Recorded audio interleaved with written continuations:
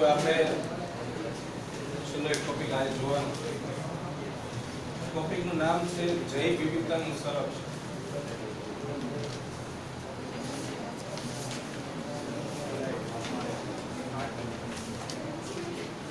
તો જૈવ વિવિધતા જે છે એ ઘણા બધા પ્રાકૃતિક મૂલ્યો ધરાવે છે. આપણે સામાન્ય વિચારીએ તો શુદ્ધ ઓક્સિજન પૂરો પાડે છે. ઘણી બધી કુદરતની જે છે રચનાઓના કારણે આપણે નૈસર્ગિક સૌંદર્યનો લાભ માણી શકીએ છીએ. જે પુસ્તકની અંદર આપ્યું છે. સંરક્ષણ આપણે બે રીતે કરીશું.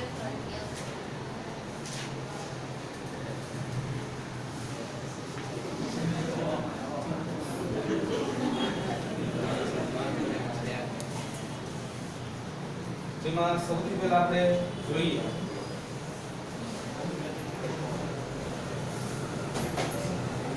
સ્વસ્થાન જાળવણી અને બીજા નંબર ઉપર આપણે જોશું નવસ્થાન જાળવણી. સ્વસ્થાન જાળવણી ઇન સિચ્યુએશન અથવા ઇન સિચ્યુ અને અહીંયા એક્સ સિચ્યુએશન.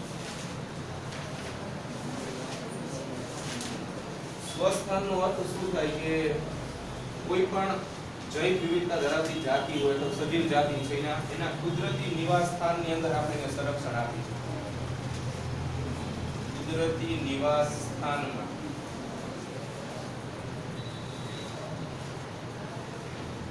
આપવામાં આવતું સંરક્ષણ. જે નૈસર્ગિક નિવાસ સ્થાન છે ત્યાં જઈને આપણે એનું સંરક્ષણ કરીશું. આવું શા માટે આપણે કરવું જોઈએ? કેમ નૈસર્ગિક નિવાસ સ્થાનમાં આપણે આ બધી પ્રક્રિયાઓ કરી છે? કારણ કે અમુક જાતિઓ જે છે એ વિશિષ્ટ પ્રકારની સ્થાનિકતા ધરાવે છે. સ્થાનિકતાનો અર્થ એવો થાય કે સજીવ જાતિ જે છે એ કોઈ ચોક્કસ ક્ષેત્ર સિવાય બીજે ક્યાંય ન જોવા મળતી હોય એની સ્થાનિકતા કહેવામાં આવે. ચોક્કસ ક્ષેત્રમાં જોવા મળે એની સ્થાનિકતા. બીજું કે ઘણી જગ્યાએ એવી પણ હોય છે વિશ્વમાં કે જ્યાં અતિશય વધુ માત્રામાં જૈવ વિવિધતા જોવા મળે તો એને તાત્કાલિક ધ્યાન ખેંચતા પ્રદેશો કહેવાય. આપણે એને અંગ્રેજીમાં હોટસ્પોટ કહીશું. શરૂઆતની અંદર જો વાત કરીએ તો પૃથ્વી પર 25 જેટલા હોટસ્પોટ જે છે એ શરૂઆતમાં શોધાયેલા હતા.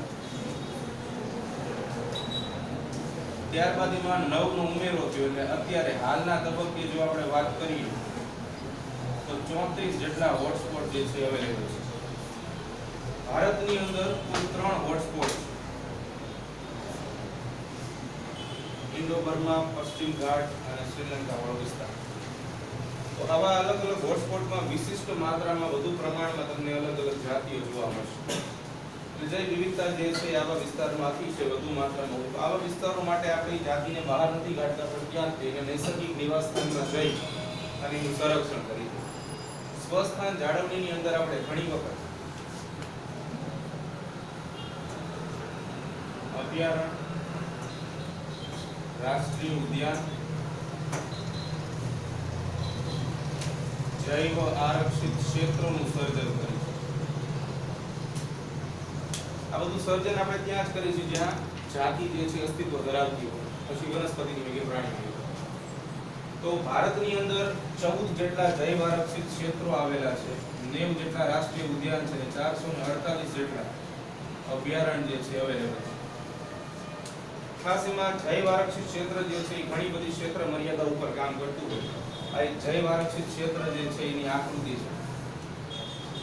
જૈવ આરક્ષિત ક્ષેત્રની અંદર અલગ અલગ પ્રદેશો આવેલા હોય. એમાં ઉદાહરણ તરીકે પહેલા પ્રદેશની વાત કરીએ અંદરથી નાભી પ્રદેશ.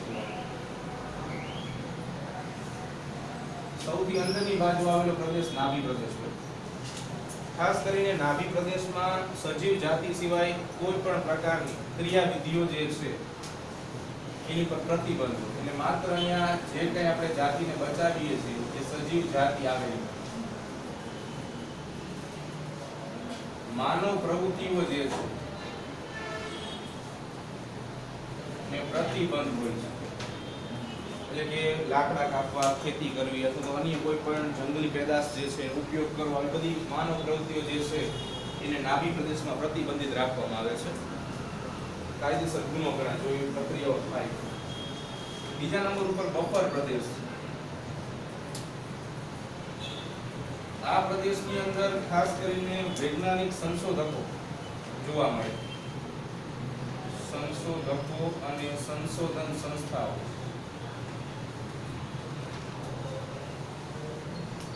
અને અમુક પ્રકારના વૈજ્ઞાનિકો જે છે એ આ વિસ્તારમાં રહી શકે, પરવાનગી આપે સંશોધન માટે, અને એમના નિવાસસ્થાનો પણ હોઈ શકે. સંક્રાંતિ પ્રદેશ સૌથી વધુ છૂટછાટ જે છે ને એ આ પ્રદેશમાં હોય છે. આ સૌથી બહારની બાજુ આવેલો પ્રદેશ છે.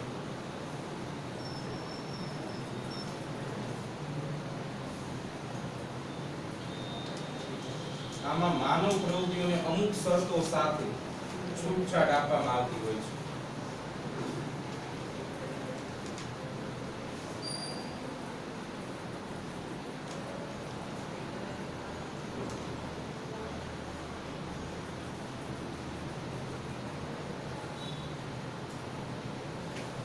અમુક શરતોની અંદર ખાસ કરીને અંદર રહેલી જે સજીવ જાતિ હોય કે વનસ્પતિ જાતિ છે એને કોઈ હાનિ કે નુકસાન ન પહોંચે એવી શરતોની સાથે સંક્રાંતિ પ્રદેશમાં અમુક છૂટછાટો આપવામાં આવતી હોય છે. બરાબર. જૈવ આરક્ષિત ક્ષેત્ર વિસ્તારની આપણે વાત કરીએ.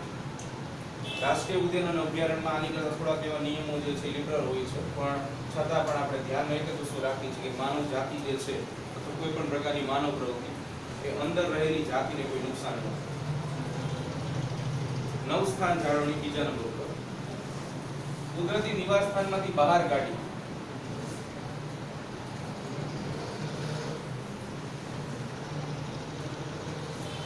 સજીવ જાતિને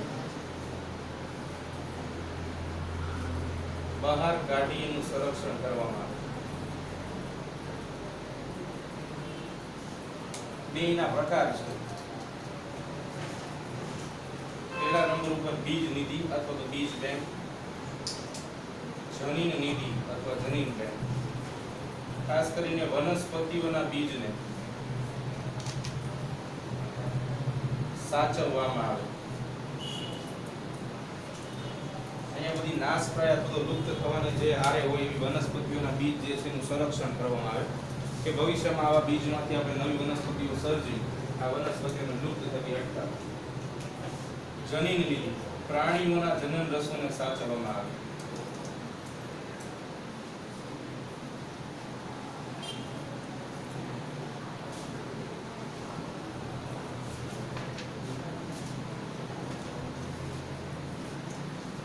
આ બંનેને સાચવવા માટે આપણે પ્રવાહી નાઇટ્રોજનનો ઉપયોગ કરીએ છીએ.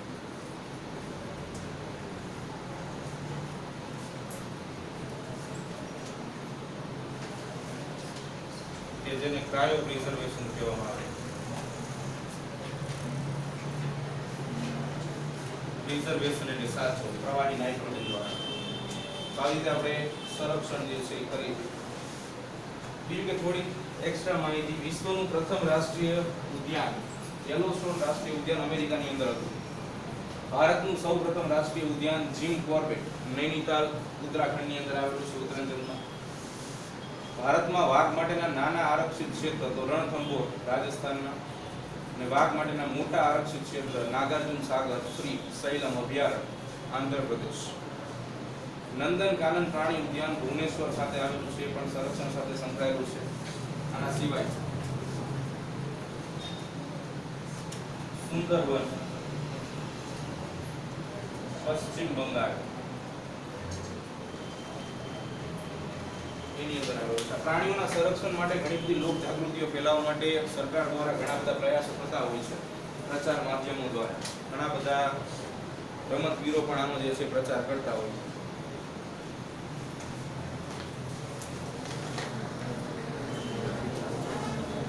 જો આપણે થોડી વધારાની માહિતી પહેલા આપણે વાત કરીએ ખાસ પ્રાણીઓ વિશે. અમુક એવા પ્રાણીઓ વિશે વાત કરવાની છે જે અમુક વિસ્તારમાં ભાગ્યે જોવા મળે. 4 પ્રકારના પ્રાણીઓ આપણે લીધા છે. એમાં સૌથી પહેલા એશિયન જંગલી ગધેડા કે જે નાશપ્રાય પ્રકારની જાતિ થઈ ગઈ છે. તો ખાસ કરીને કચ્છ અને પાકિસ્તાનના રણમાં જોવા મળશે. બીજા નંબર ઉપર છે રેડ પાંડા, એ પણ નાશપ્રાય થઈ ગયેલી જાતિ છે. કાચનજંગા સિક્કિમમાં જોવા મળશે. અંગુલ કાશ્મીર સ્ટેક નાશપ્રાય જાતિ છે, દક્ષિગામ જમ્મુ કાશ્મીર અને શ્રીનગરમાં જોવા મળશે. અને સાઇબેરિયન ક્રેન જે લુપ્ત થનાર છે, જે ક્યુલાડેઓ એટલે કે ધાના રાષ્ટ્રીય ઉદ્યાન ભરતપુર રાજસ્થાનમાં જોવા મળશે.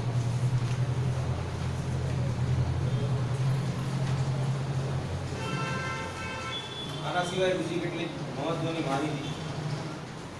નેશનલ ફોરેસ્ટ પોલિસી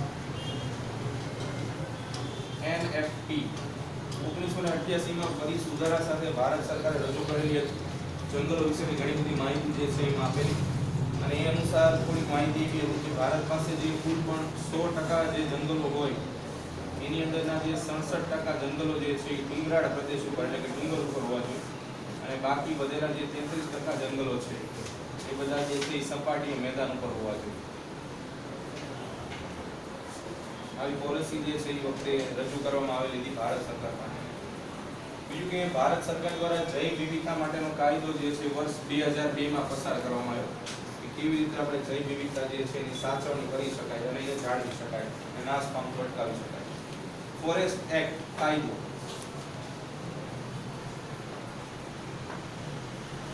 1927 માં દાખલ થયો. આરક્ષિત જૈવાવરણ સ્કીમ આરક્ષિત પ્રદેશો બનાવવાની વાત 1986 માં થયેલી. વાઇલ્ડ લાઇફ પ્રોટેક્શન એક્ટ 1972 માં. આ પ્રોટેક્શન એક્ટ જે છે એ 1991 માં પુનરાવર્તિત કરવામાં આવેલો હતો, થોડા ઘણા સુધારા વધારા સાથે. જે છે એ 1991 માં રજૂ કરવામાં આવેલો હતો. સાથે સાથે આની સાથે JFM જોઈન્ટ ફોરેસ્ટ મેનેજમેન્ટ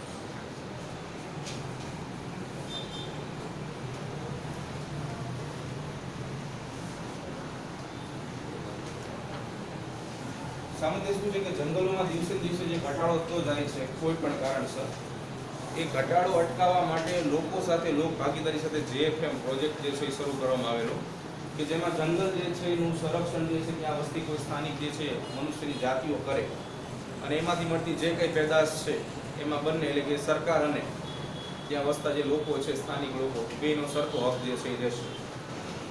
કેટલાક દિવસો જે છે આપણે જોવાના છે, કેટલાકની ઘણા બધા છે. તો 2 ફેબ્રુઆરી વિશ્વ ભીની ભૂમિ દિવસ, જે ભીની જમીન છે એના માટેનો દિવસ રજૂ કરવામાં આવેલો.